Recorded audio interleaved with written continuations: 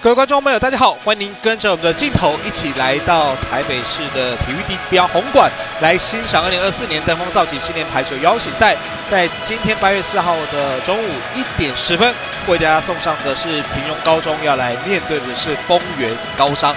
那今天的转播工作呢，将持续由我吕秉记以及我身旁的专业主评怡如来为您服务。怡如你好，主播好，各位观众朋友，大家下午好。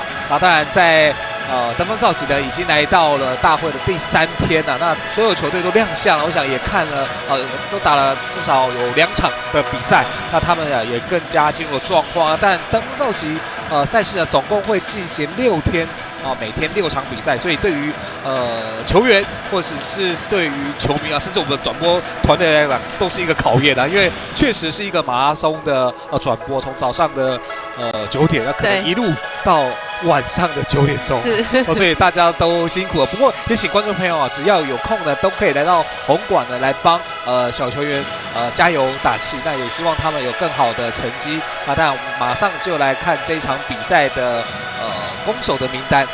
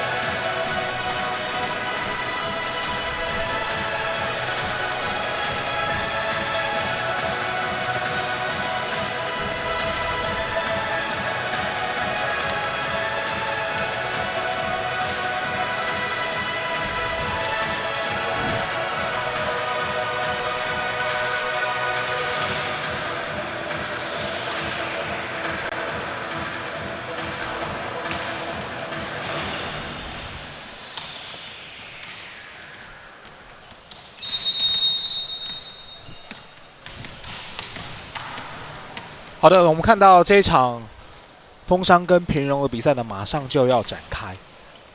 那今天我们看到的是平荣身穿的红色球衣，那丰商今天是穿这个黑色的球衣。那当然，丰商在这几天的比赛都获得胜利包括昨天跟内攻打了一场5局大战不过最终还是惊险胜出。那针对他们是今年在新学年的高中排球联赛是卫冕军我相信多数的球队都是以他们为目标，就是要把他们拉下马来。所以我相信他们的这个压力是蛮大的。那我想，以丰商来讲，这是传统劲旅那他们在去年拿下冠军，也替他们球队拿下第12冠。对。那我想，传统劲旅来讲，他们每一年就是我们所谓高处不胜寒嘛，每一年其实都是要去面临这样的压力。但是我想，教练们一定在平常训练的时候就已经有给他们不断在灌输一些心理素质上，不是只有技战术的成长，还有心理素质上面也是共同的在不断的磨练他们。曹玉先生来自桃园市。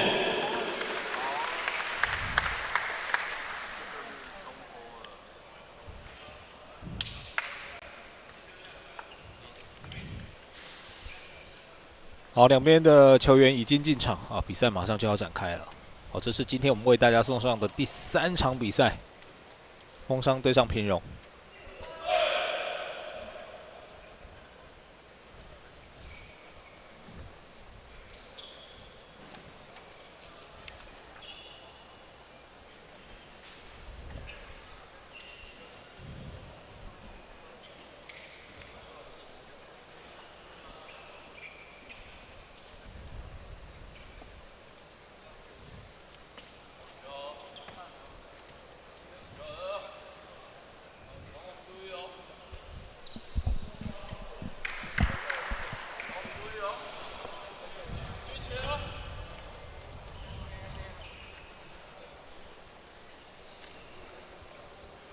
好，那这场比赛将是由风商率先来发球。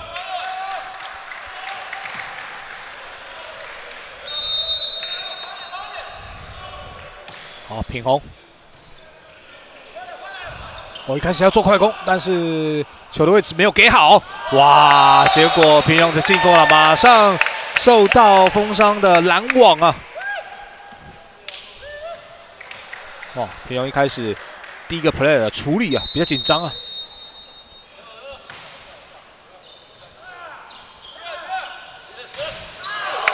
连续2颗啊，都被拦网都被抓到。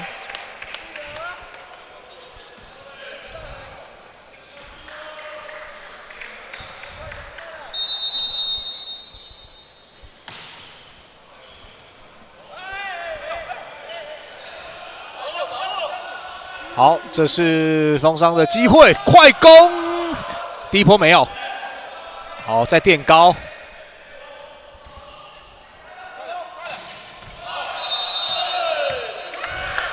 哦，这一球虽然平庸也打快攻，但是没有 touch 啊，直接出了界外。哦，所以在一开始，风商连拿3分。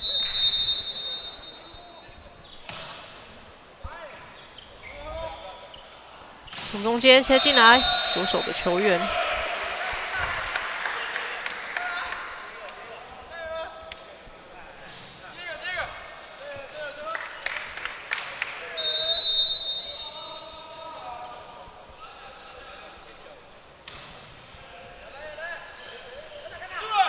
哇，这个时间差，二才哨音先响，是有平庸的球员触网。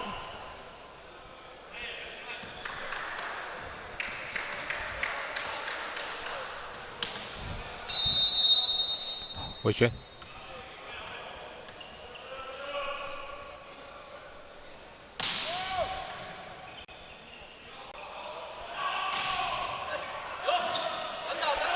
往上球，哇，又是玉胜啊！叶玉生高打点的出手。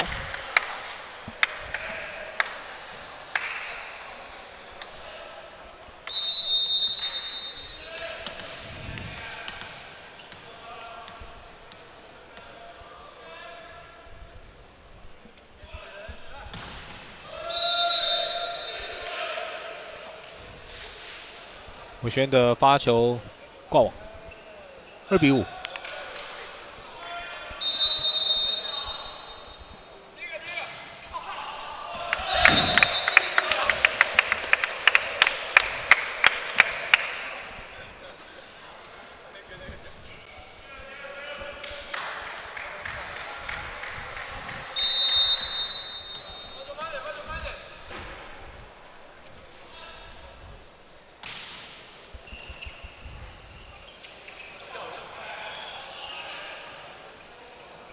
后排哦，哦，躲过了拦网。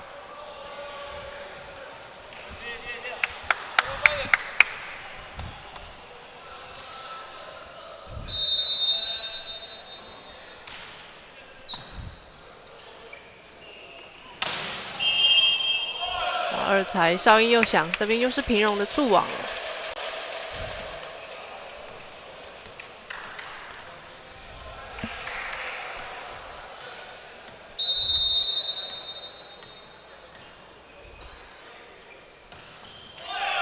啊，发球还是没过，哦，2颗了。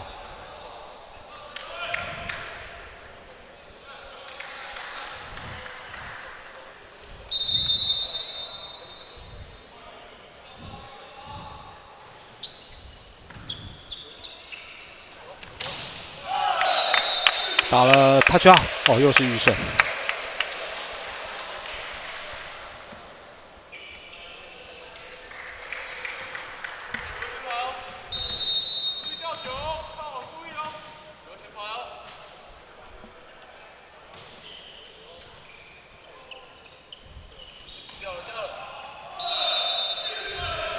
这一球啊，拦到了界外。靠网球哦，很聪明的运用拦网者的手拨了一个 touch out。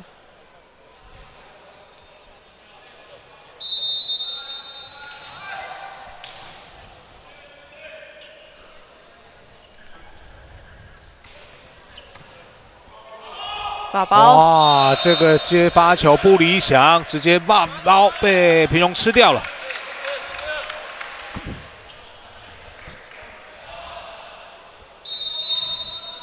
有侵略性的处理哦。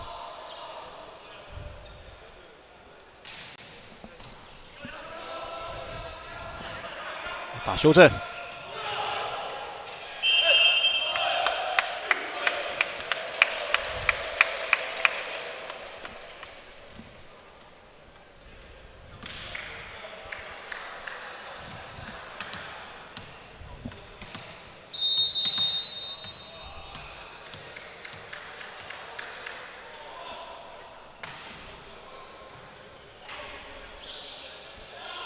后排吊球，时间没有对到啊。不过风场这边是3个人看1颗球。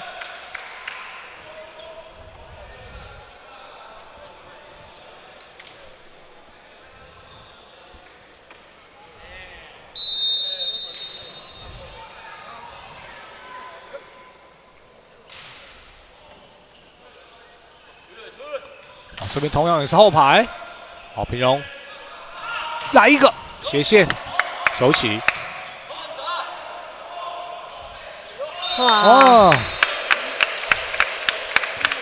跳起来之后呢，是用这个拖球的方式啊，把球送过去。好，博成进攻的手段非常多元。好，被举之后单扣。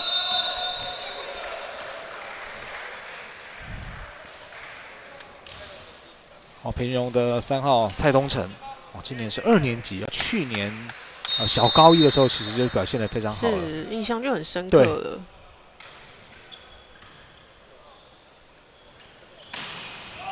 哦，在界内。哦，哇，这个挥臂的速度啊，非常的快。11比8。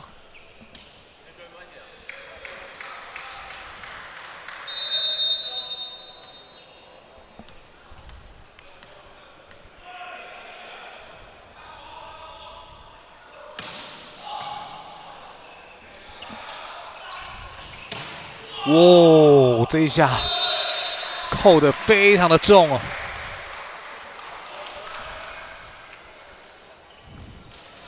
谢玉红，刚刚靠网球啊，对，从直线这边钻过来。是左手的球员哦。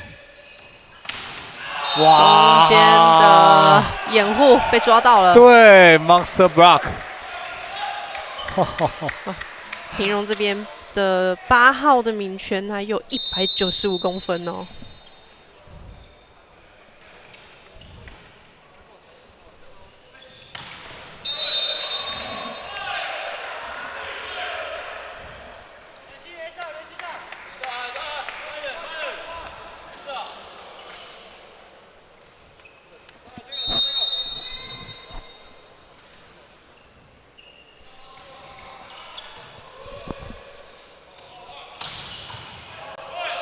哇，勉强接起来，但是喷到了界外，还是由玉胜拿下分数12比11。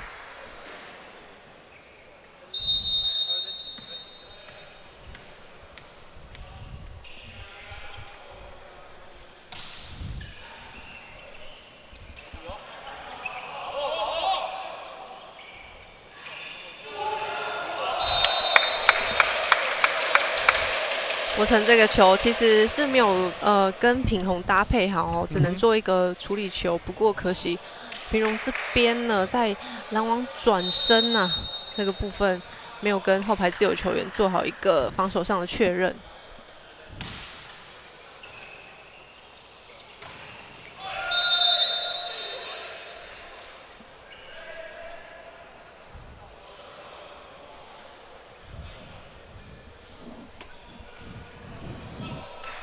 平荣的发球12比13。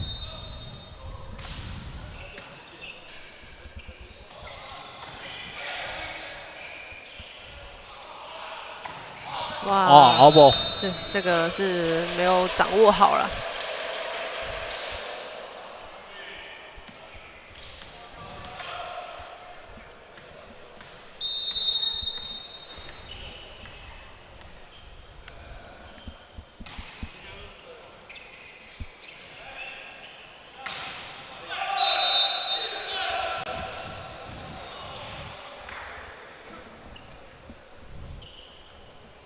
可惜，你看拦网起跳的时候，离网子中间的空档真的太大了哦。对，难怪球会吞下去啊。哦，13比14啊，发球失误，15比13。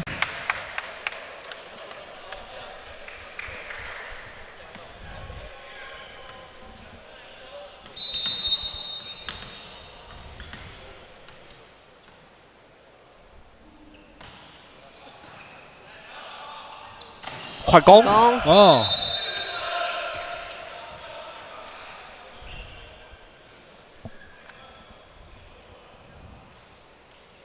哇，195公分，而且弹跳能力也相当不错。其实我觉得举球员给他的球可以再高1颗都没有问题。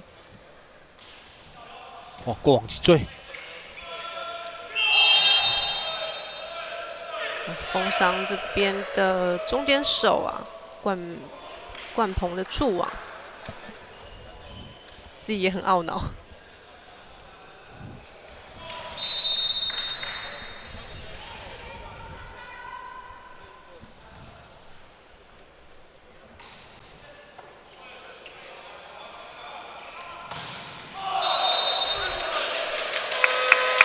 好，所以我们看到啊，在第一局的前半段呢，还是由风商啊率先来到16分，不过平庸咬住，目前只落后1分。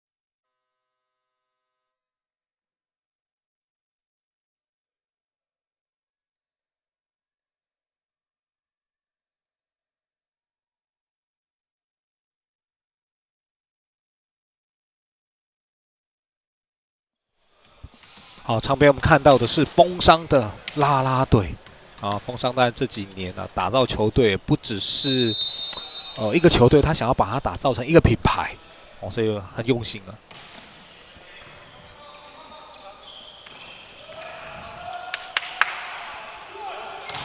哇！尔轩面对2名的拦网啊，哇，完全被勾得死死的。平荣高中今年哇，这2个中间手的身高啊都相当突出啊，包括刚刚8号的闵权有195，那17号的思凯有193。拦网好球。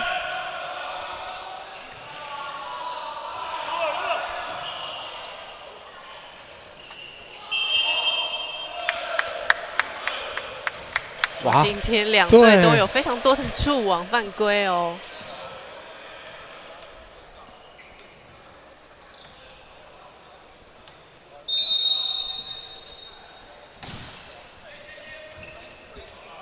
修正。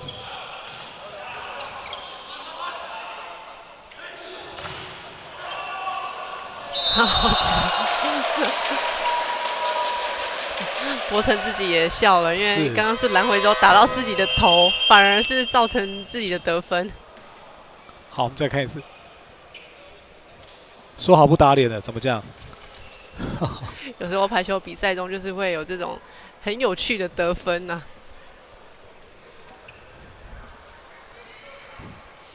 那现在场边喊出暂停，啊，风商暂时2分领先的平荣。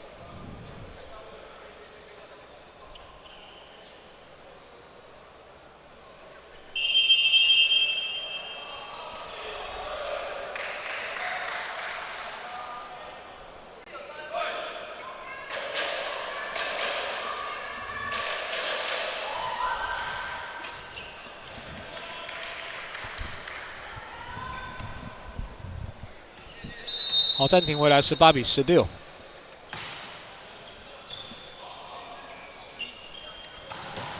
成，这边好球，这是连续2波的进攻啊，都往这个1号位置这边来做攻击。那现在形成了17比18。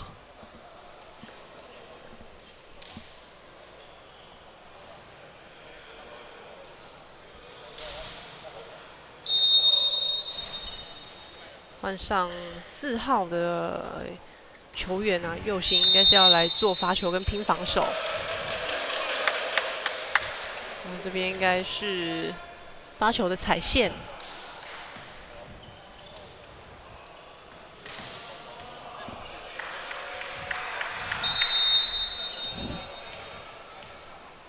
封伤来看到20号的袁凯，单手举球。哇哦！那这颗封伤的举球员品宏啊，在这个这么靠稳的状况之下，还可以做这种技术上面的展现，真的相当不容易啊。可以看到他的整个人是面向网子来处理这个球。哦，还有好球，这个被举。哦，品宏这2颗举球技巧真的是非常的不错。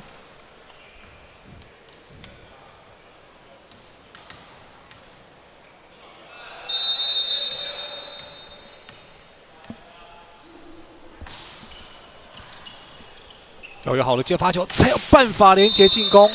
啊，这是 touch out。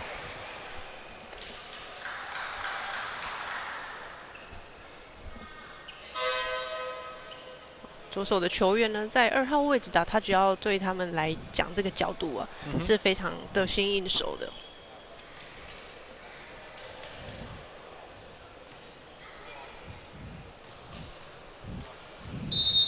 目前18比21。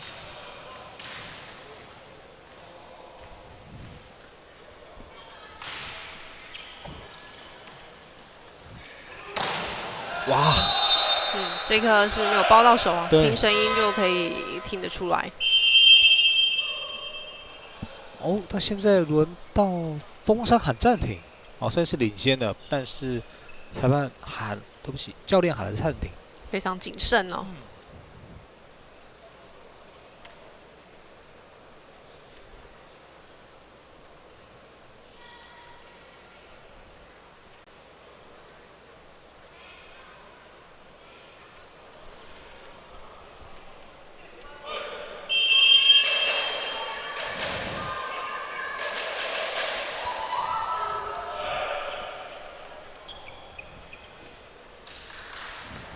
好，暂停回来。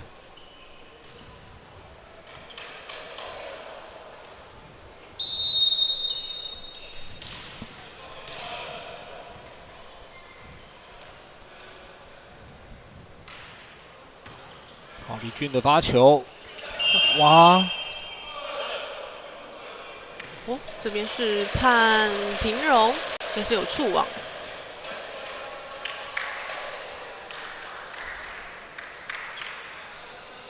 哦，对，在拦网的时候，今天2队的选手啊，真的在网上的动作呢，都动作比较大，然后也比较急躁了一些，所以比较容易触网。哇，有一个弹网变向，所以让封伤来不及化解，20比22。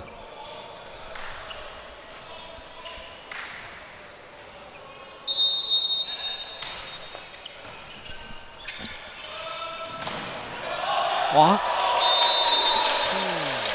有碰到，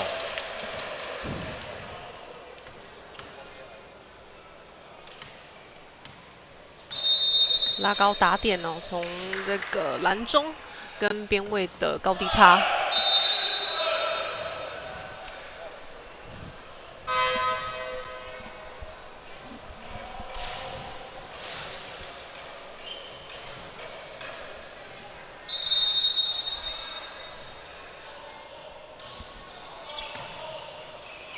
好，我们来看这一哇，真的手腕运用的那个巧劲是做的相当到位啊！是，而且佑胜这一颗球很聪明啊，他就是拉高打点，从这个宇恩的手上呢打过去。对，哇，他不需要狂轰猛炸式的，有时候做一点点技巧都能够帮助球队。好球，斜线小角。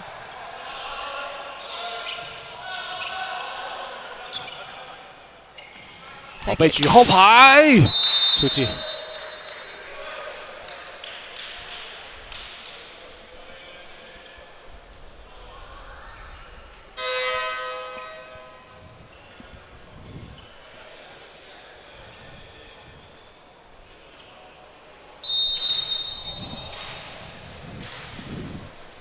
还是封商的局点，22比24。掉到一支，快攻掩护。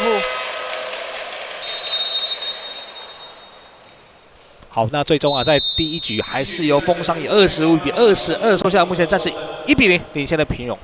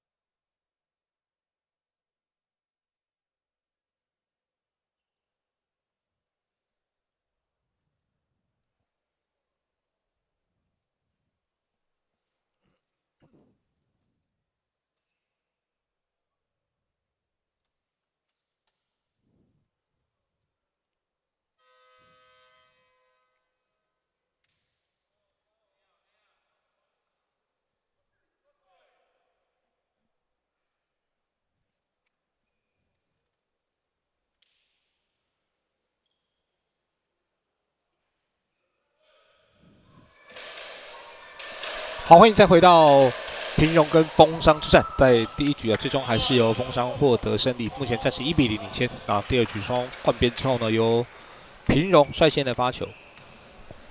第一局其实双方都有一些零星的失误，尤其是触网啊，然后以及发球失误，两边其实都出现的蛮频繁的。只是在最后的几颗球呢，还是由封商这边在攻击的把握度上呢是略胜一筹。确实如说的，哇，第一局那样失误太多了啊！对于专业的球队来讲，我想可能一场比赛出现了1次2次还行，那当一局就不止了。对。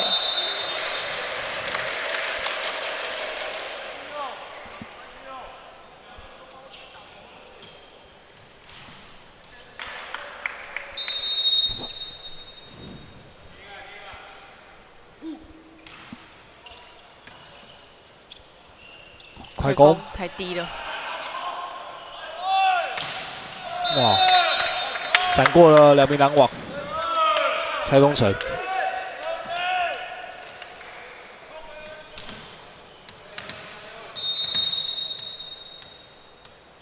哇，直线很小的空间呢，还是被东城啊硬是给钻了过去。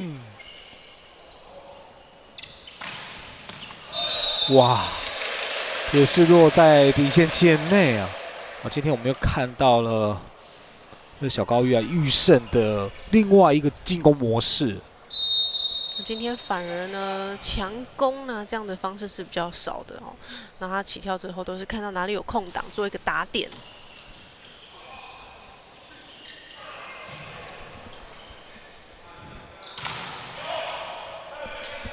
好，平中守住之后，来看这一次的反攻 ，touch out。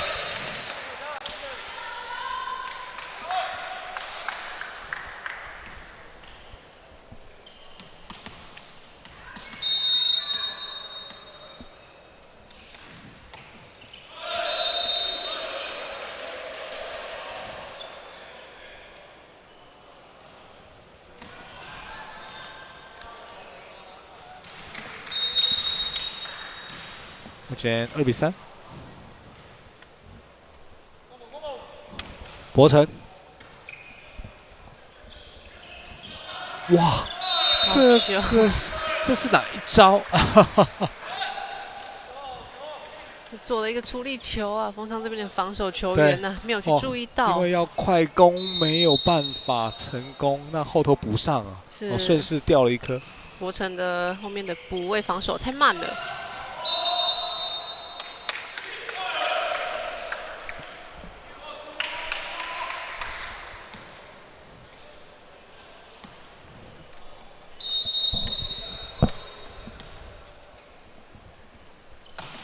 潘尚瑜，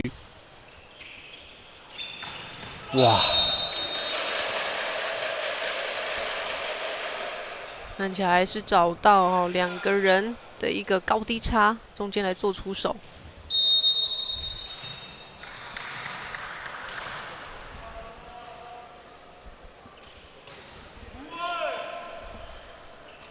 好，后排来一个，好球，没有人拦网。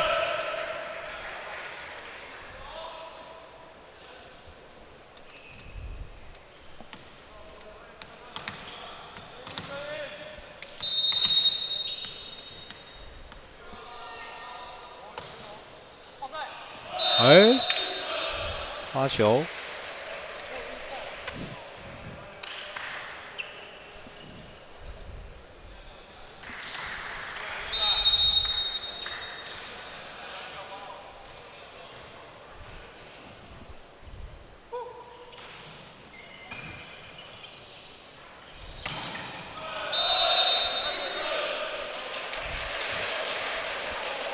东城这一颗呢是想要走一个斜线的小角，不过在整个对于球的面积的掌握度啊是闪了太多了。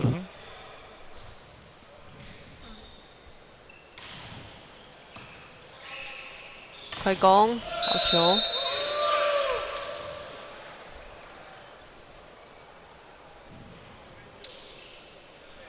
其实我觉得平荣这边的举球员真的可以再多加利用2位快攻手，因为2位快攻手，第一个他们的身高其实是非常的突出。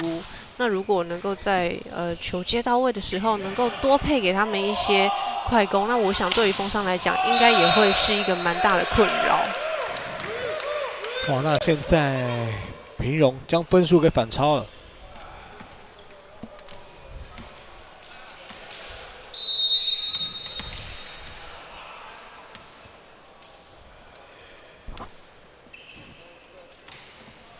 哇，想要发短的，形成了挂网。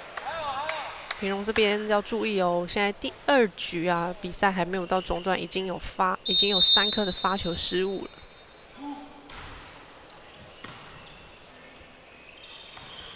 快攻，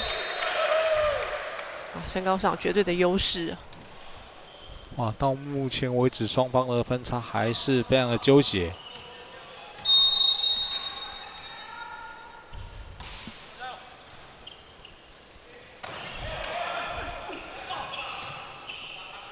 修正。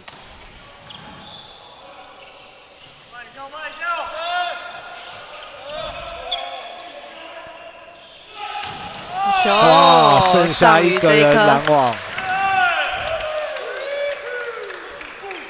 那其实，在快攻能够频频得分之下，对于中间手来说，他就会有更要去注意中间手。那这个时候再做一个战术上，不管是距离差或是时间差的搭配，其实得分的效果就会很好。是。啊，没有碰到，所以是出了底线界外。哇，那风商在第2局一路处于挨打的状态，这时候也喊出暂停。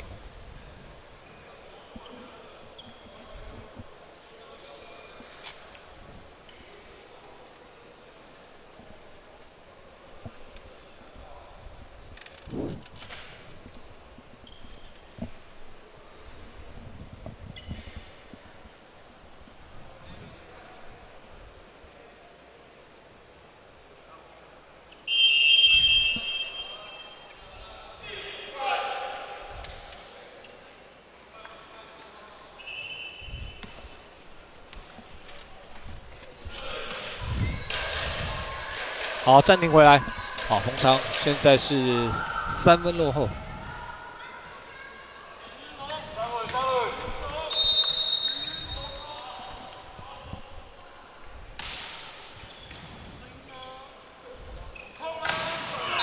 好球！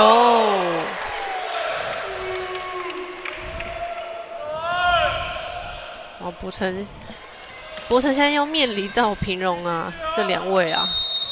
身高非常高的拦网者，那可能要想一下他的出手的路线啊，要做个改变。哦，马上换颜色。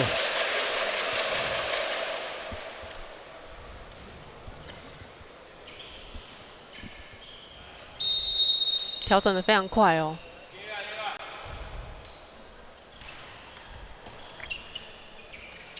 快攻！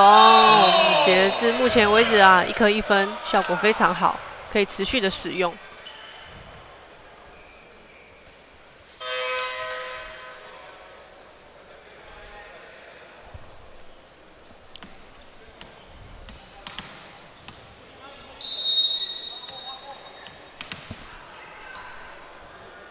12比8，来看这个发球，哇，运气不错，好。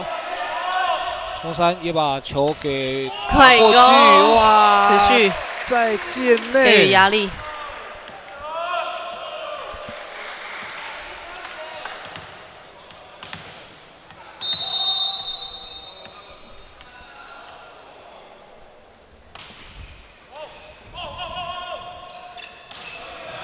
防守好球。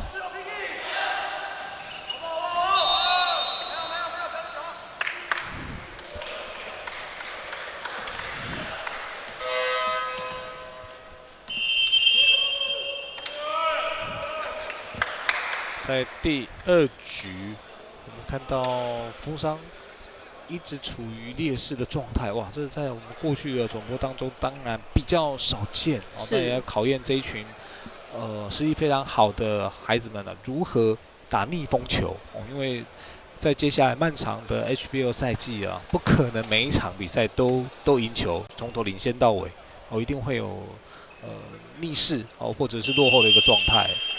我想现在呢，风商他们一定是非常清楚的平荣的快攻对他们现在造成了很大的威胁。那在针对他们的快攻上面，他们的拦网要去拦阻哪一条线路，以及后排防守的站位要去做怎么样的调整。那我想暂停下来，教练一定会下达战术让他们去做调整。那只是看选手们他们的执行力能不能够执行到底。好，第一下。哇，可惜我这个击球点还没有掌握好，球已经掉下来了。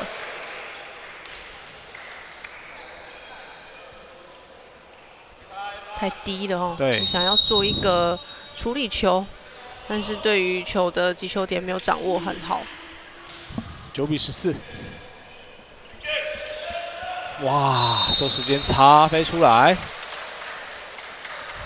那尤其上鱼的左手的进攻也是非常的有威胁性，所以在让上鱼跟2位中间手能够做搭配的时候，就会对风商这边前排的拦网就会很头痛啊，就是2个都要跟。那有时候选手一猜的时候，一个瞬间，那攻击手就马上出手了。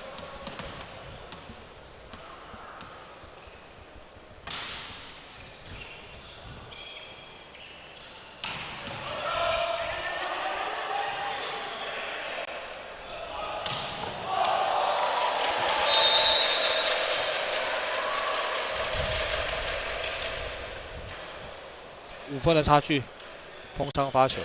哦，这边要做人员调整了。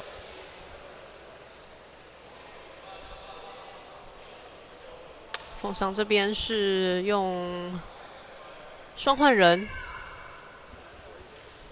让前排保持3支的攻击手。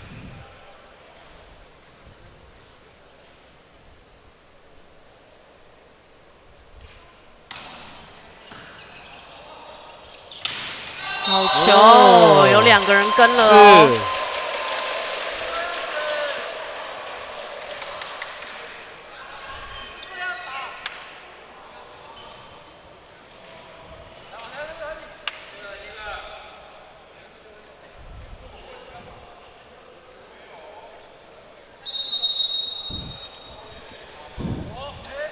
11-15。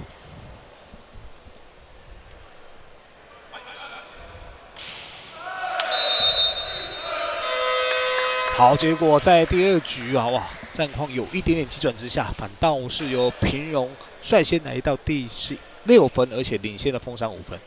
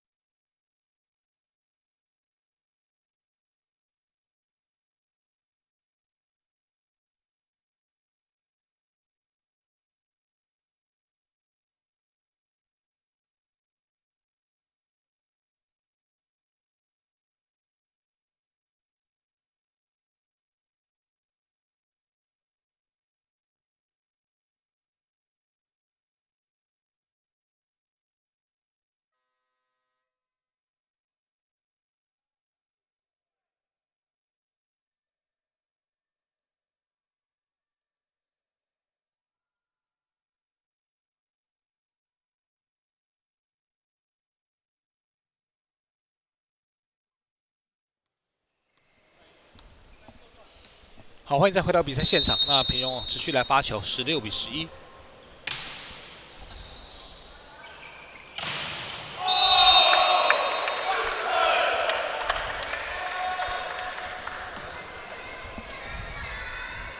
举球员这个战术呢，是已经提早被平荣的中间手闵权呐，是已经被他判断到了。哦，结果风商再添1分啊！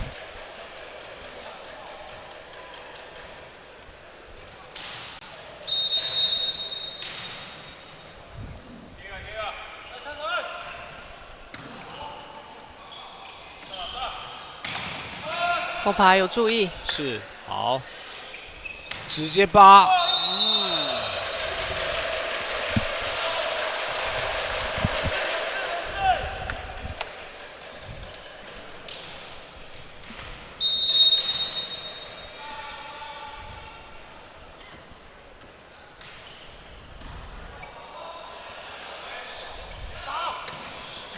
好，拦住第1波，风商的机会。还有，好，吊球，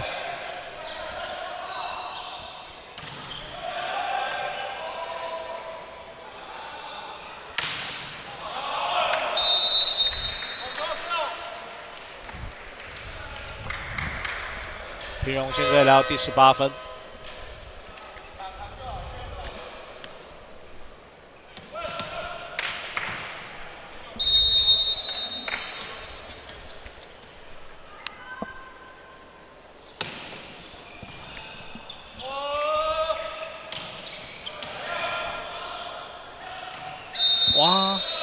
经出界了。哦。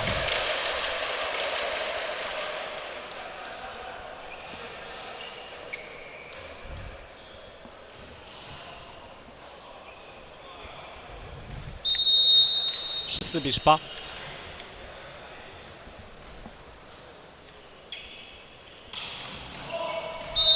哇，这个发球直接出界了。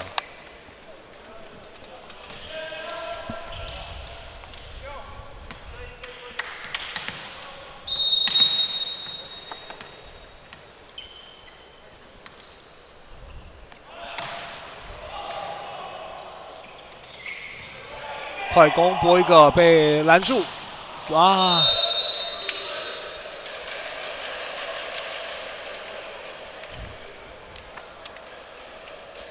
上宇这边呢、几颗的后排自己在对球的包覆性啊，我是觉得离球的一个距离啊太近了。那他自己起跳之后，他也没有办法能够做一个下压扣球的动作。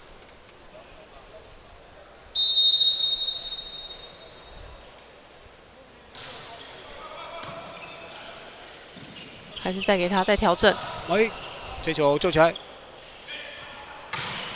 还有换到另外一边，好球！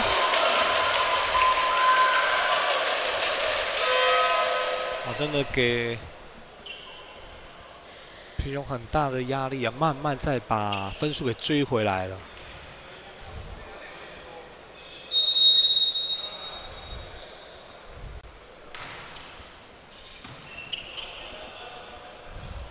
后排来一个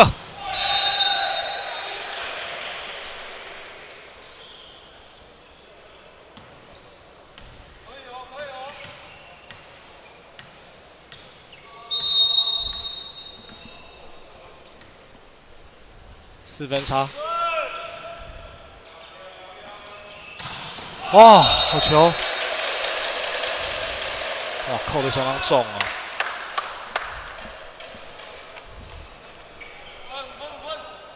哇，袁凯这一颗球出手相当快啊，在快攻手呢还没有跳上来的时候就赶快出手。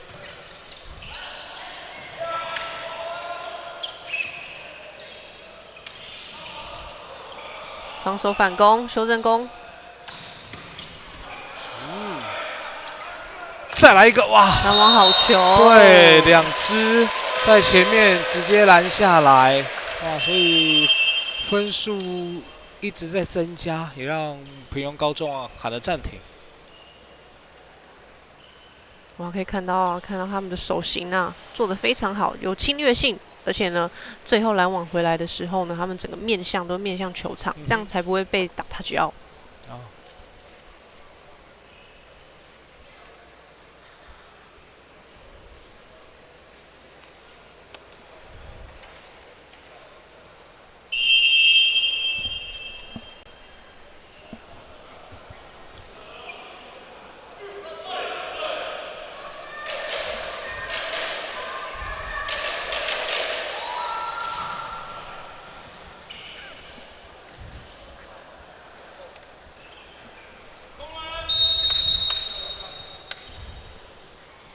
18比20，封上的发球，快攻！哦，有摸到。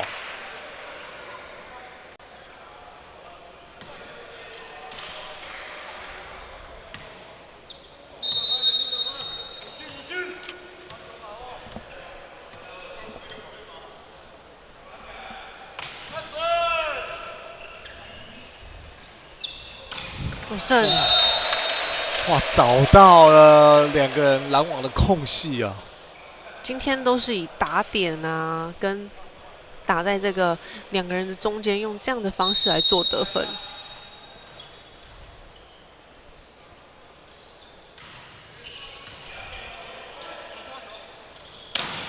喂，垫起来吗？没办法。哇，那现在接近第2局的尾声，22比19。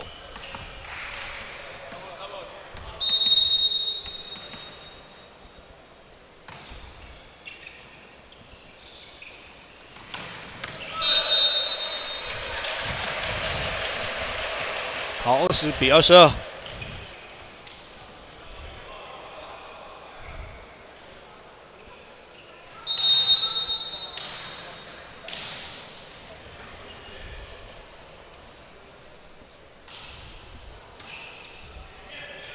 快攻！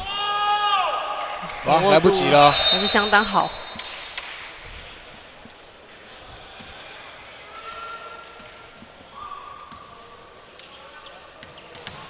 我已经2个人拦网了，还是被他打了过去。对。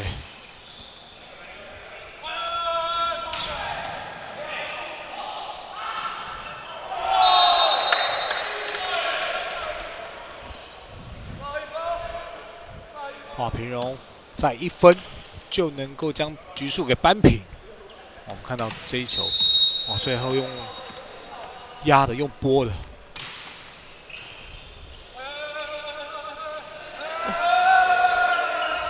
快攻再给！哇，这一球很聪明，直接突破就可以了。25-20，双方2局打完1-1。第2局比赛结束，平荣高中。总想天地不攻自破，要解放自我，这是我的传说，但绝不是所有。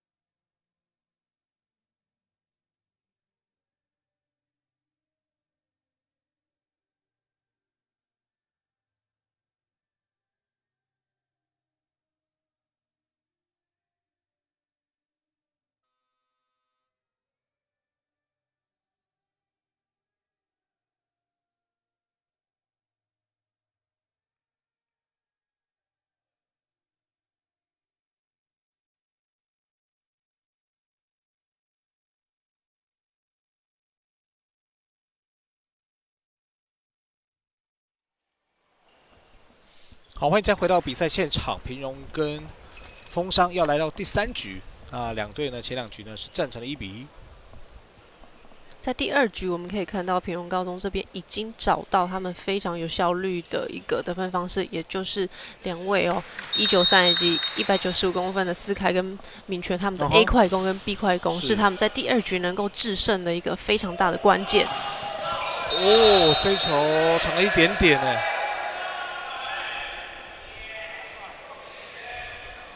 这边我们的主副审呢来做一个确认以及现审。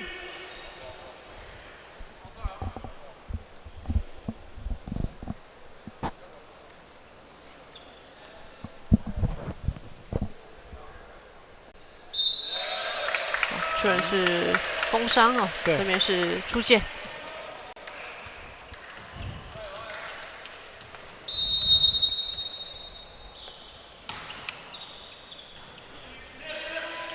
哦，单手啊，持球。对，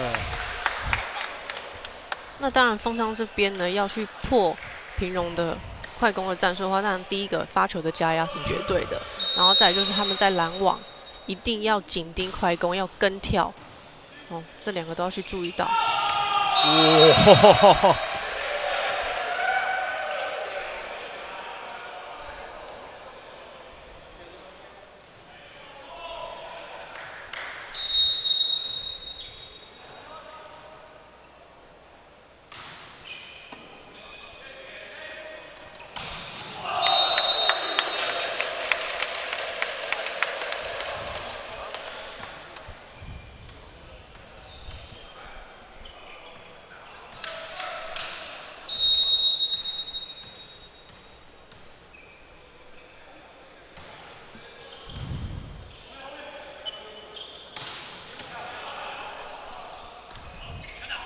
后排，好球，敢打。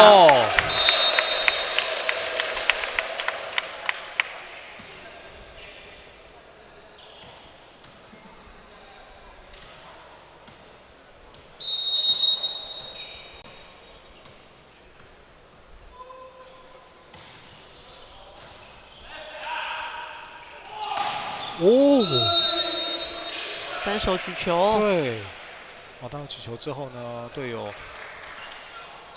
看一下，哇，拦网的是没有去注意到啊。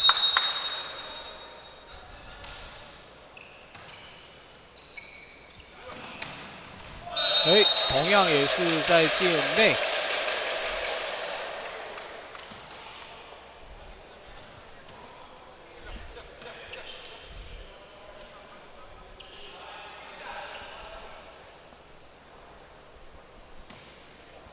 确认一下是几号发球。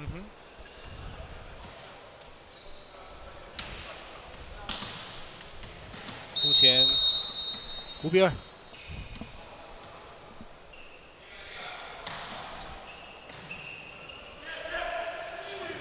处理球。好，再来一个。哇，吞下去，举胜。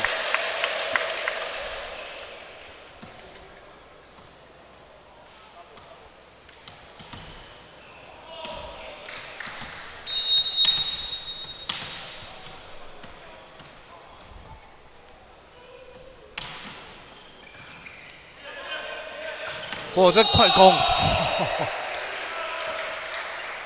工商目前对于平荣现在这个打一个 B， 然后切中2这个战术，目前他们在拦网上还没有办法找到一个很好的破解的方式。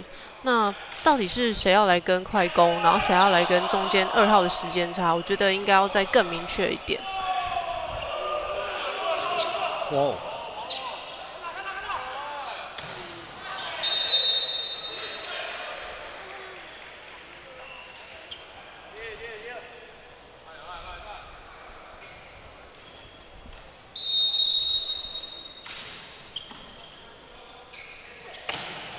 哇，这次进攻长了，可惜这掉到了一个没有人拦网了。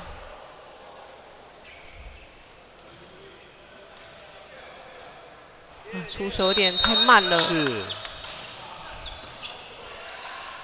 再给再配。哦，再给快攻。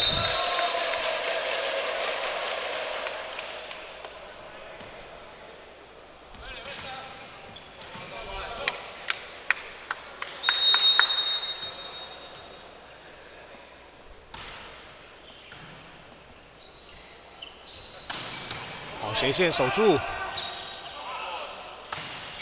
好球！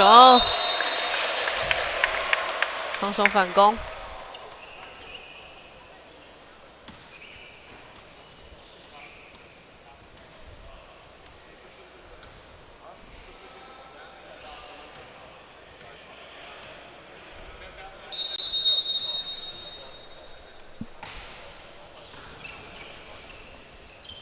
后排来一个，哇，大包，可惜了。哇，这颗封伤的自由球员守得很好。哇，场边喊出了暂停。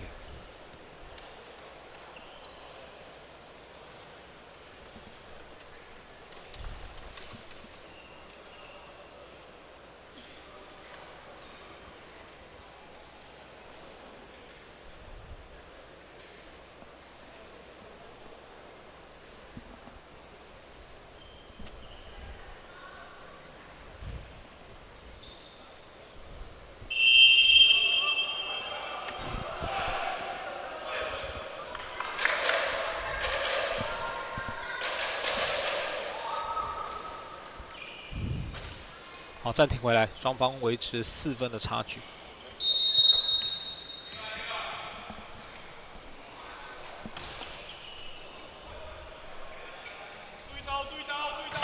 好，来看这一球啊，差一点点哦，要小心。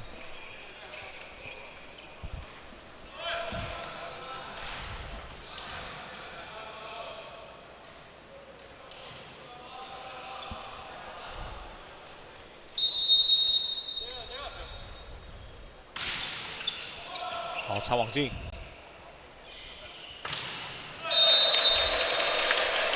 佑胜这边呢、在攻击上的把握度还是没有问题哦。我觉得风商这里呢，到目前为止，其实他们在攻击面都没有什么太大的问题。那赶紧把这个针对快攻啊，以及时间差的拦网，赶快来做确认跟调整。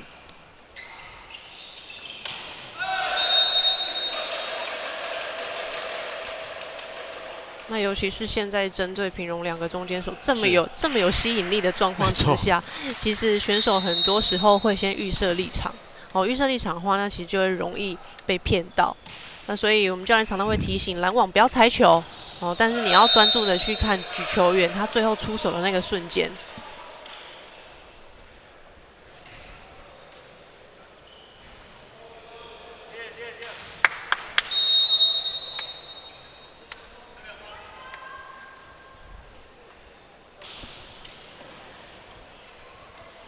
一支没有问题，打他球。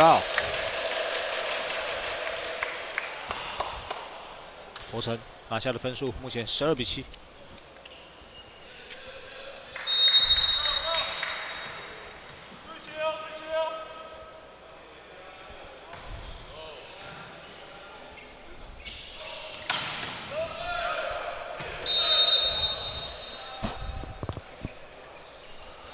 现在双方是你一球我一球了，那维持4到5分的差距。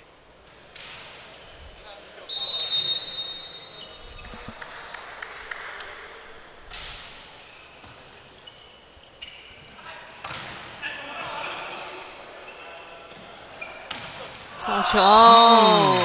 哈哈。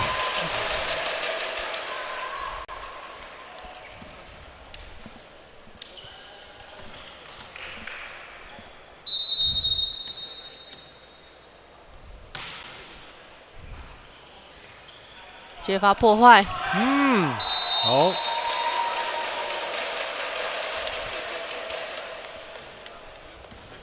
好，目前已经来到14比8了。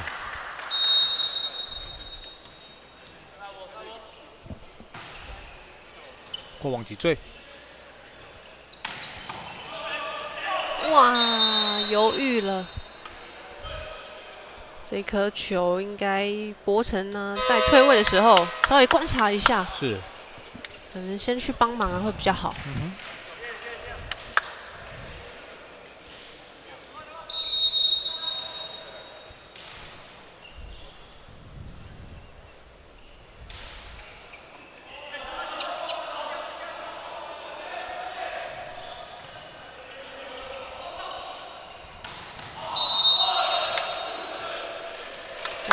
是出界，对。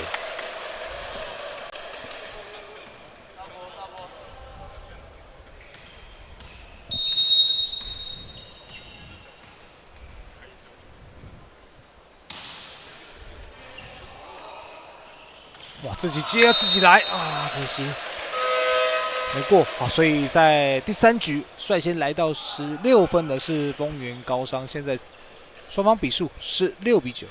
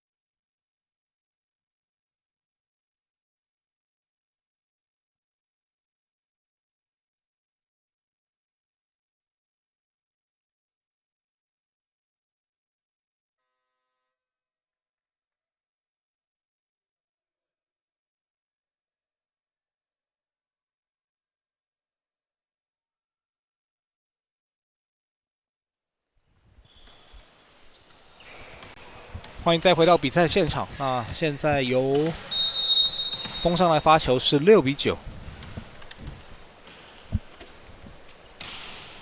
博成发进来，哇，这一个时间差被拦了下来，哇，又是玉胜。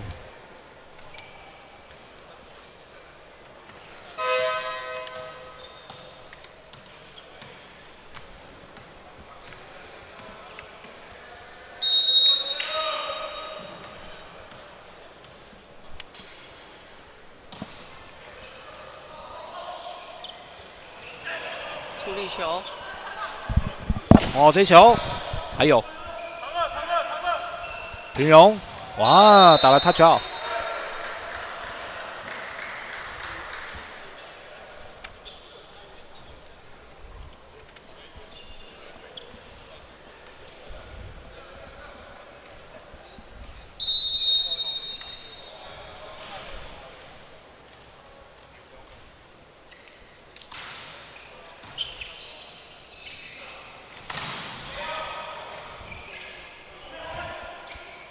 再来，哎，还有哦，过去了，再一次快攻，都被风伤挡住，垫高，平荣这边的触网，啊，可惜了。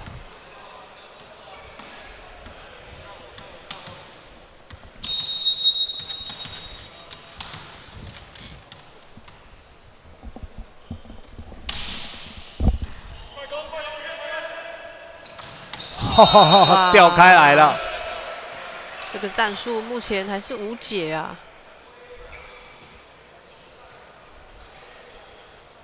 因为中间手是应该是有猜球啦，或是预设立场，所以才会先跳。是。那通常我们在拦网就是要确定他球举出来，真的是举给快攻，我们再来做跳的动作。小心小心！哦，好小心小心！还有，哦，赶快归位。回来防守，严加看管，真的判断非常的精准。啊，这颗功劳要建立在这个风伤的自由球员身上。哇，因为是前一刻他拼命把他救回来的，才有后面的这个攻防。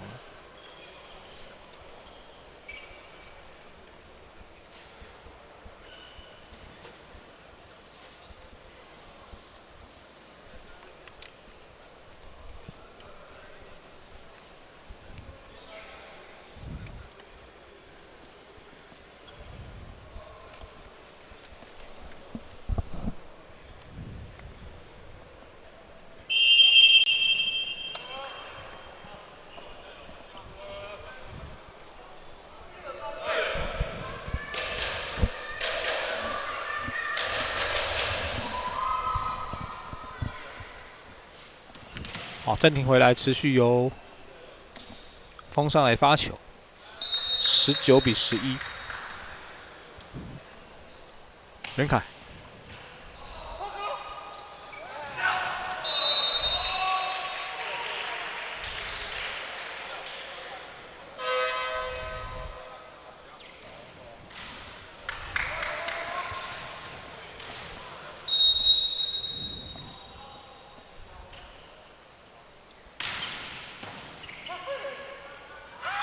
好球！面对2个人的拦网哦，是做一个闪手的动作。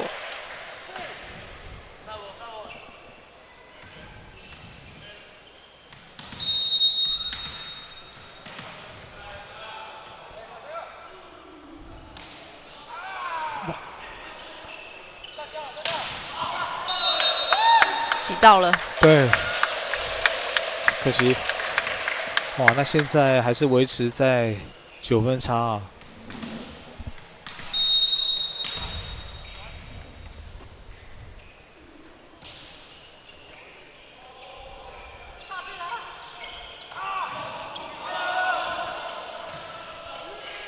后排来一个，哦，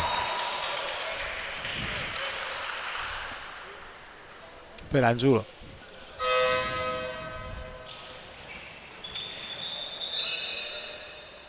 预胜这颗球是稍微在要降落的时候啊才扣球。那这个时候，他要降落的同时，他其实已经没有办法再去改变他的路线了。那如果拦网的时间点也跳得比较慢的话，那其实这个球相对就会比较容易被拦下来。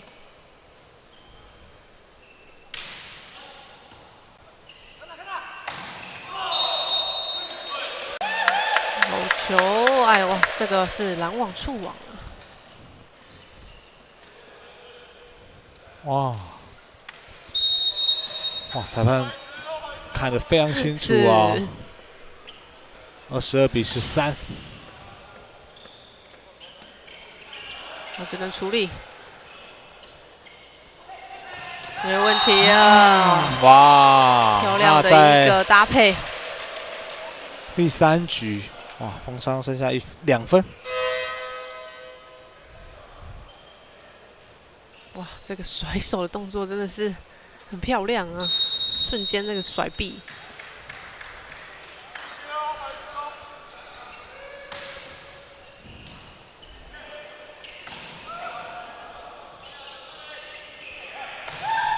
哇，这样子就来到24分了。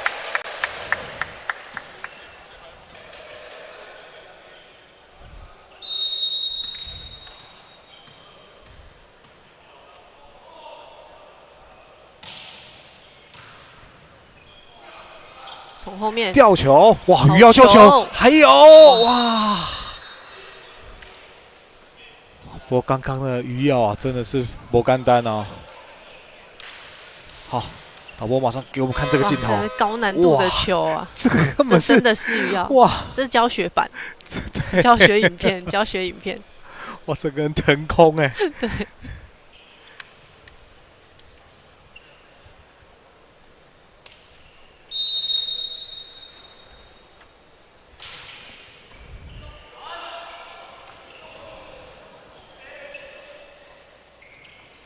还是用吊球处理，哦，稍微急躁了一点哦。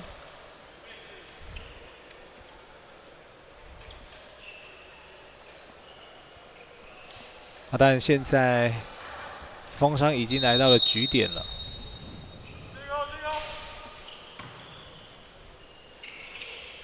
哇，时间差没有问题。哦，在第3局25-15，哦，双位数的差距呢由封商拿下，目前局数2-1领先的平容。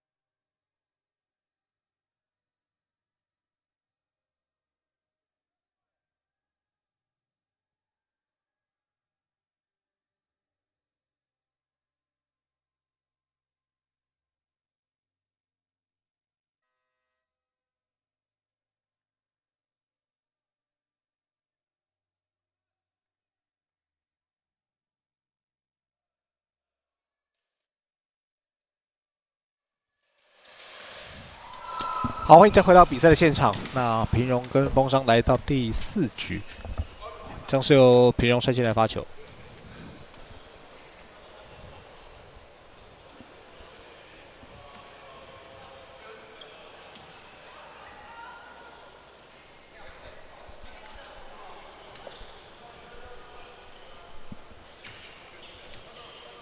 平荣这边是换上了1号的高玉祖哦，换了另外一个球员。好，玉祖已经是高3的学长了。马包，马包没有压下去，还有，对，还有，哇，后排来了，给长了。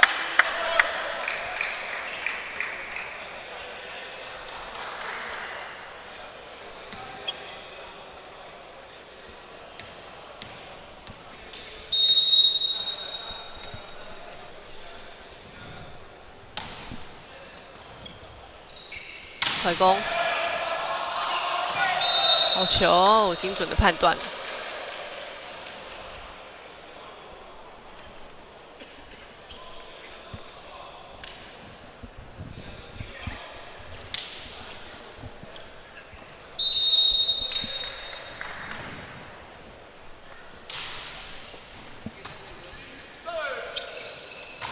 有注意了这个战术，真的。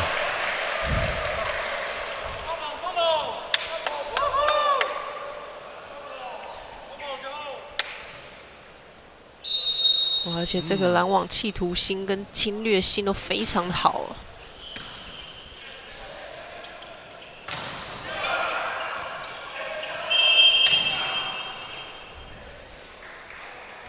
这颗是界外球哦，也是接起来的时候就已经从这个标志杆的外面啊，到上方的领域，所以被判定为界外球。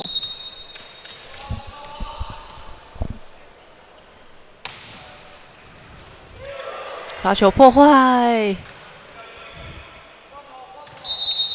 啊，4次。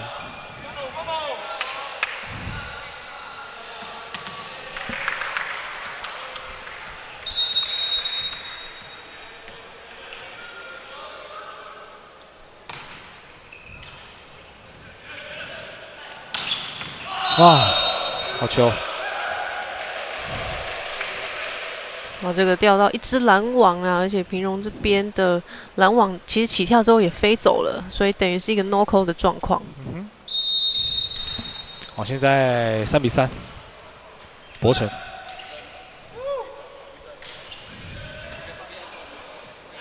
单手举球，单手，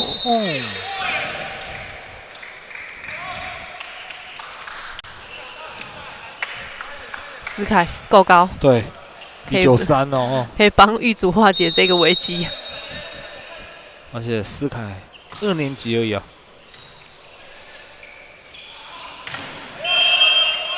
触网，可惜啊。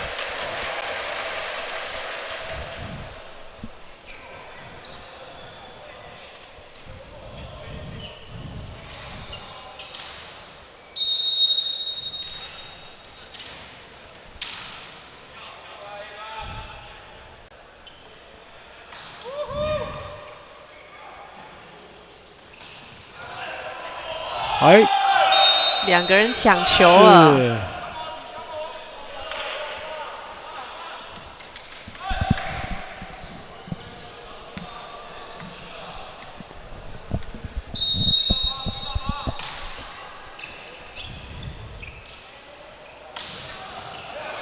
还有后排来一个掉，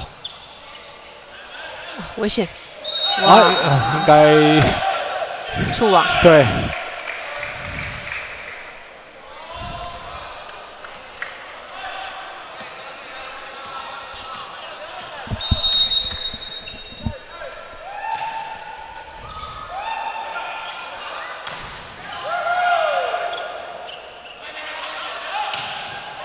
防守好球，挡了起来。后排再打，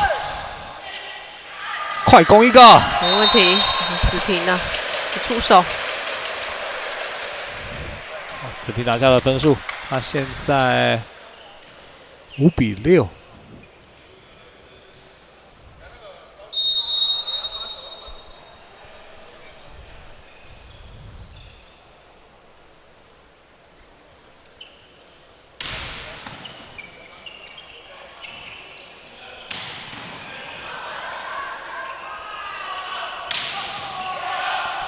双方你来我往，后排来一个，也敢打。好，平荣又有机会，哇，自由守得精彩。好，chance ball， 平荣，啊，自己，全场都惊呼了，因为这个球真的差太多了，哦，自己是手腕完全没有控制好。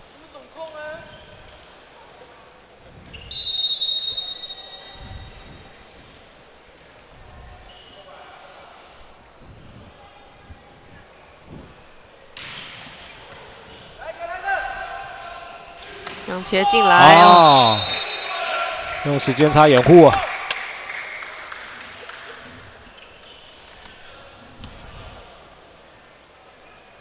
哇，骗2只啊！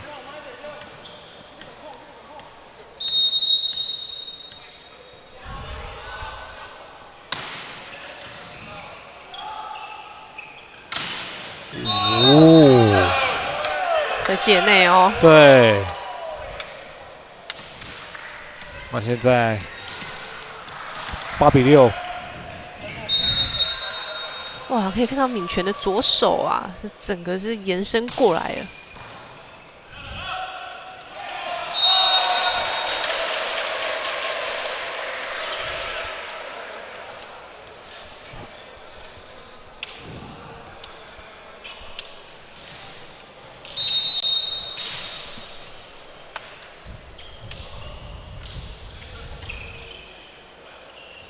C 快攻，垫高，啊！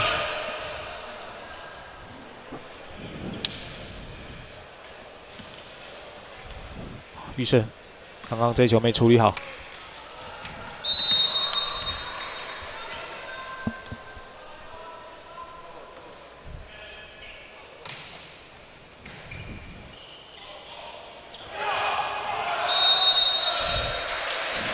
哦，已经落地了。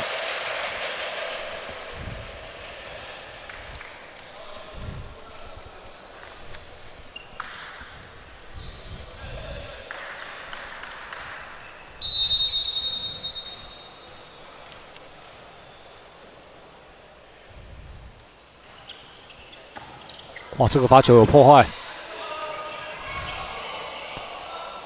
Chance ball， 球。博成啊，是从玉祖的手上啊打过来。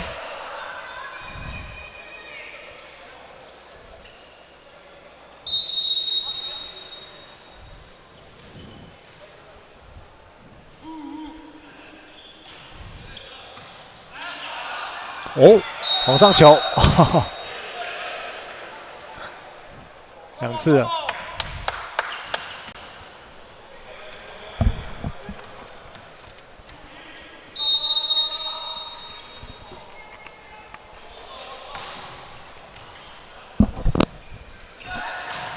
哇，好球！还是博成。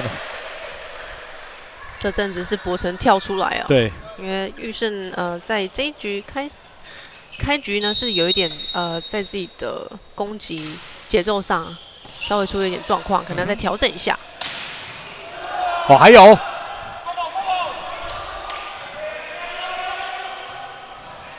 Chance ball， 快攻！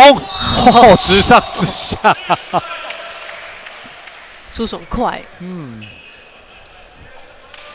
再来看一次。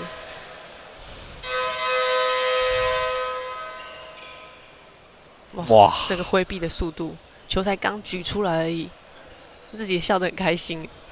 因为真的打得不错。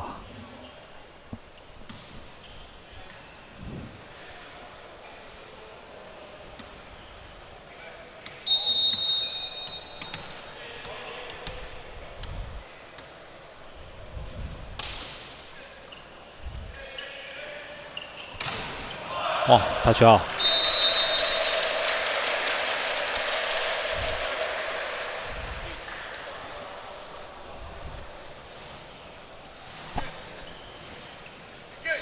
找到空档。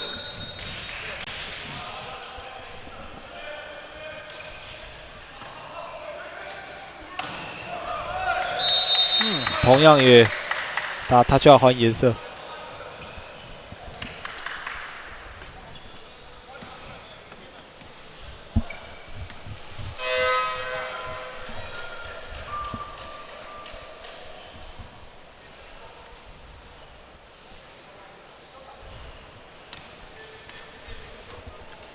换上12号的李俊啊，发球拼防守。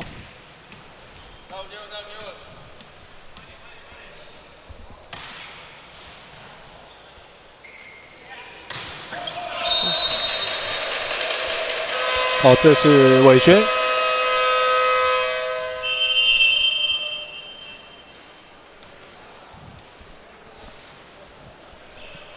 那现在是平荣喊的暂停，哦，双方12-12。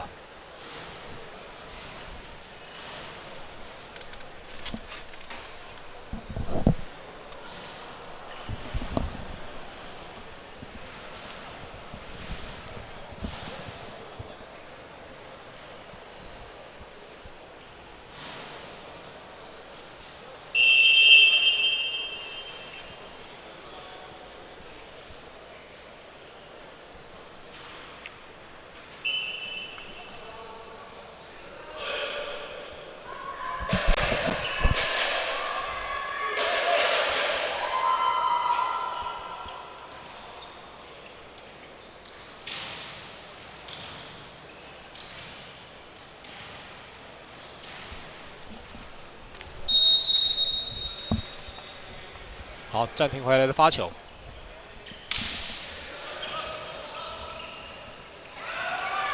哦，过了，还有。好，平荣 chance ball。好，直线守住。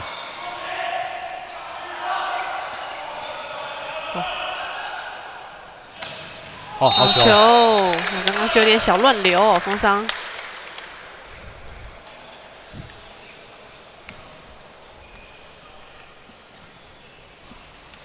轮到上宇。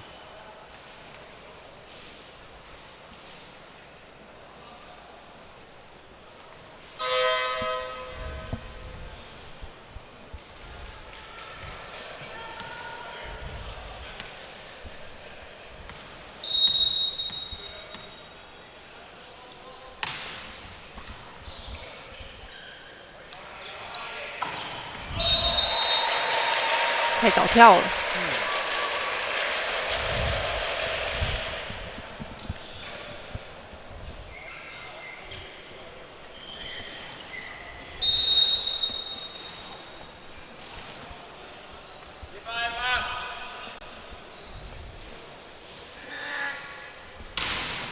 哇，长了一些啊！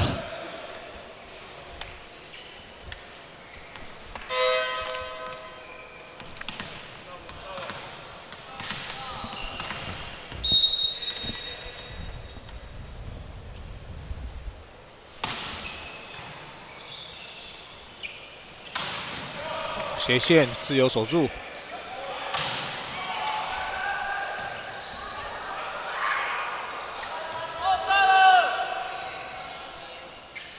快攻，好球！子平。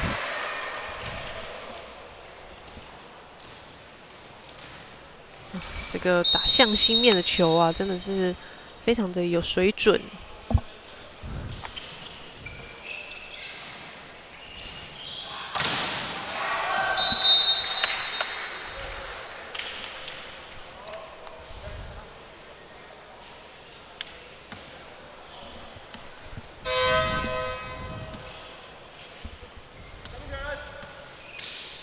民权。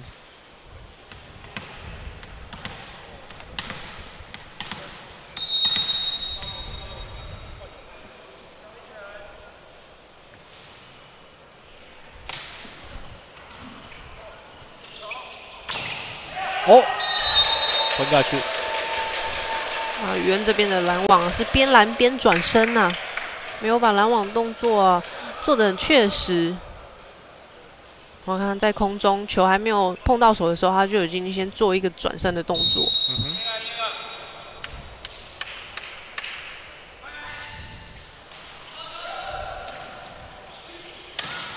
还是给到快攻。对。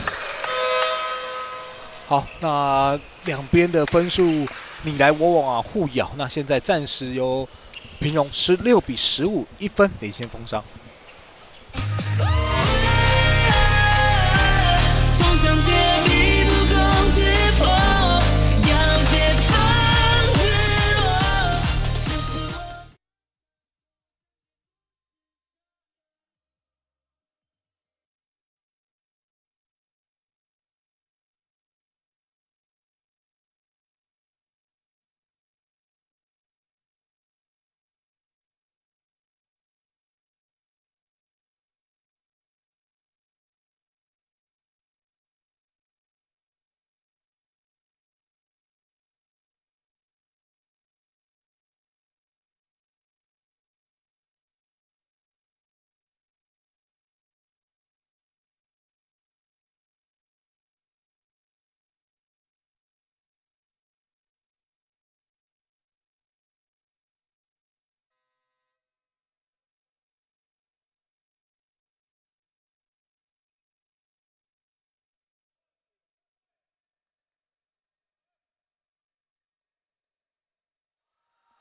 好，欢迎再回到比赛的现场。在第4局的后半段呢，哇，两队的分数还是非常接近啊！平荣仅仅1分之差领先风商。好，由石原要来发球。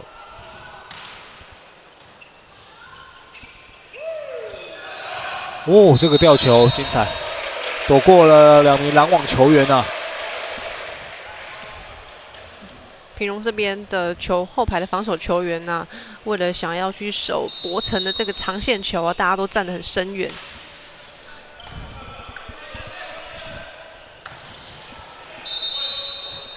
接内，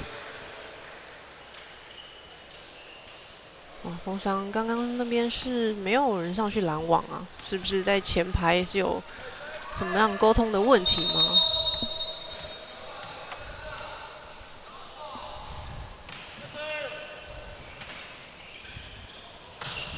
哇！马上再把分数给要回来。是，那博成如果面对到一支拦网，然后又是这个玉红哦，个子比较稍微比较矮小的话，那对他来讲要得分要取分就比较容易。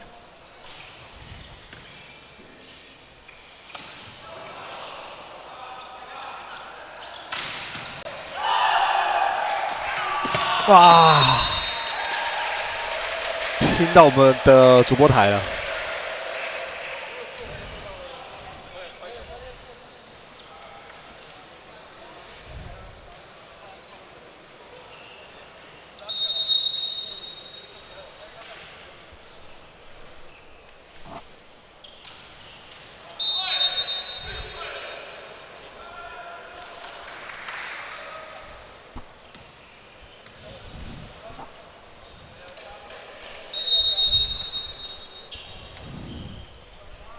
18-18平手。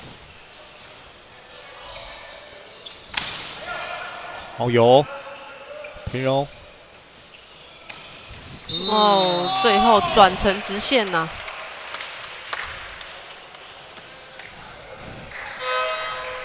好，潘尚宇，我们再看一次。哦，最后转成直线。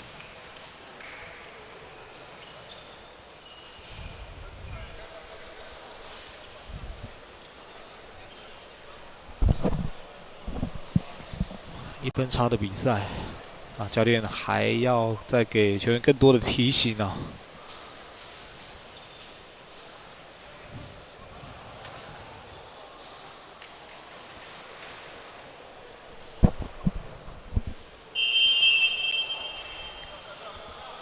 像这样连6天的比赛，我觉得对于球员们来说是一个很好可以去调整技术的比赛。是。那透过比赛呢，每天看到自己哪个技术需要去做调整，那又也可以很大胆的、没有压力的。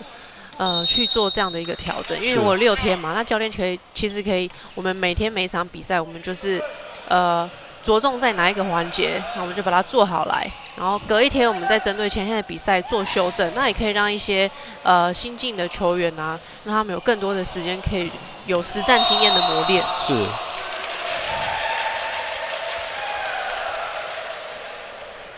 而且我觉得另一个优点就是在这个连6天的比赛，球员们不可能每天的状况都是很好，那会有高有低。那球员们也可以透过这6天，他要怎么样知道说我自己在状况不好的时候，如果我真的在比赛当中、大赛当中，我遇到我状况不好的时候，那我要怎么样去调整我自己？哇，面对2人的拦网，还是有办法打了一个 touch out。玉红这边虽然个子是比较相对于其他攻击手个子是比较娇小，不过可以看到他在攻击上的手法其实非常的多元，很会利用了拦网的这个小手臂啊来打 touch out。玉红啊，因为是高1啊，他是176公分。是。哦，后头自由。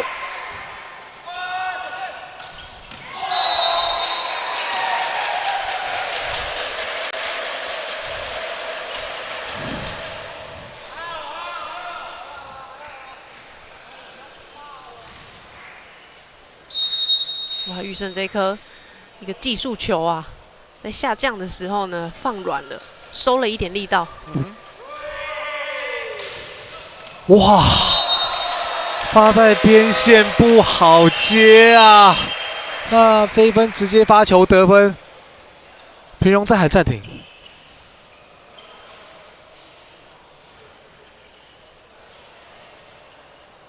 哇，这一颗其实是东城想要去帮玉红接这颗球，那2个人呢没有来喊声来做确认。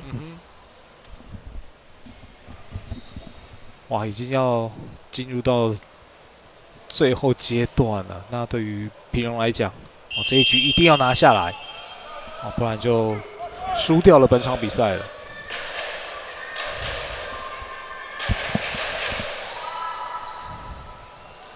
那刚刚二才这边呢也提醒平荣的教练2次暂停呢都已经用完了。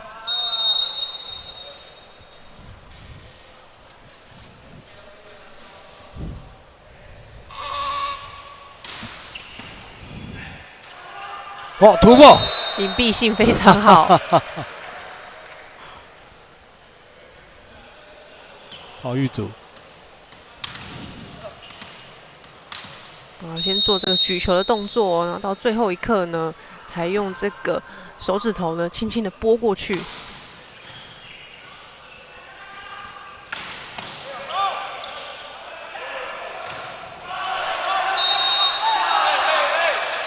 是4击球。哇，22-11。的确啊，是打在了白带上面。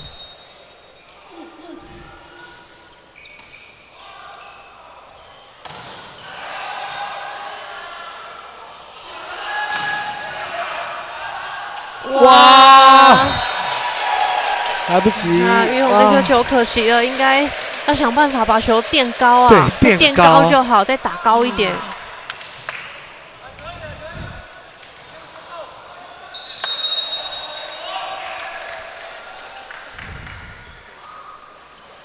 把短，哇，3个人严加看管。是，哇，那现在直接来到了赛末点了。因为现在举球员是在前排啊，所以当然博成呢，他们的目标一定就是要先把这个快攻给锁定好。哇，出界，好，没有问题。所以在第4局呢，最终就是由丰商以25比21收下，那以3比1击败了平庸啊。当然这场比赛同样赢得不容易啊。虽然在局数上是3比1啊，但是其实分数上啊都蛮接近的，所以我想每一场球啊。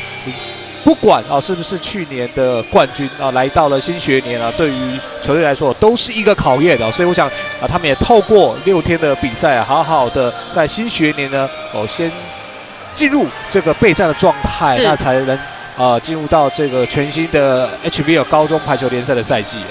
其实我觉得今天这场比赛不论输赢，有很多的状况对于这些年轻的选手来讲，都会是一个很好的经验的堆叠。像今天的好几次可以看到，是在双方的比数都咬得很紧，都是在最后的2-3分呢产生了一些失误。那我觉得这些状况，选手们把它谨记下来，在下一次我在训练的时候，我应该要怎么样再去抑制跟避免这样的状况发生。那我觉得这样的实战经验就是最好的练习。没错，那当然我们今天在赛后也要请到丰商的教练来主播台跟我们聊一聊。那虽然3天都拿下比赛的胜利，但是其实这过程当中都蛮刺激，或者蛮焦灼的。包括今天刚刚跟平庸也打了一支3比1，那其中这局数上面的分数其实很接近。那谈一谈这个比赛为什么会在后头那么焦灼？那大家是不是有点紧张？可能我们自己也非常不稳定，然后好几个队形也还在这调配，是还没找到适合的位置。对，那小朋友说他在稳定性上面都还差蛮大的。对，不过今天博成打得不错。对他今天有比较在状况内。对，因为前2天都是看学弟表演，今天学长是 OK 的。对，他今天的学长有比较正常一点点。今天学长比较正常。是。不过已经来到第3天的比赛啊，是不是接下来感觉就能够循序渐进，然后进入到整个你们的训练周期，来为新的学年 HBL 来做准备？是整个。慢慢的就是以赛代训那也要调整到自己适当每一个人发挥的位置。那今天感觉上后段有比较找到这个适合的位置。是，对。但因为还有其他的球员还没有归队，是不是完全体才能看到丰商真的实力？还有5位吧？对啊，所以阵容上面像我们，因为我们快攻有1位受伤了，所以只剩2位，那替换就没有人可以换快攻了。是，对，所以那个。快攻今天状况也不是很好的情况下，就打得很辛苦。是好，不过也恭喜丰商，最终还是很辛苦的可以拿下胜利。好，谢谢老师来接受我们的采访。我们休息一下，待会再回到我们登峰造极的现场。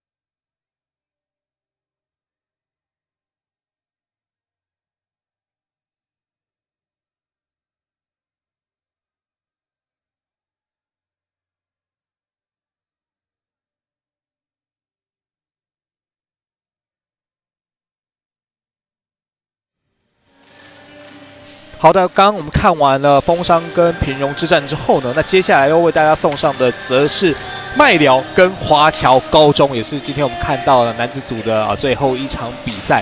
好的，那我们今天在上午从9点钟一直到下午的3点钟3场的比赛由我跟一如一起为大家做转播服务。那接下来呢，要麻烦邓工还有嘉勇老师持续在下午场的部分送上3场精彩的登峰造极青年排球邀请赛。那今天转播工作到此告一段落，感谢您的加入，下回再见，拜拜，拜拜。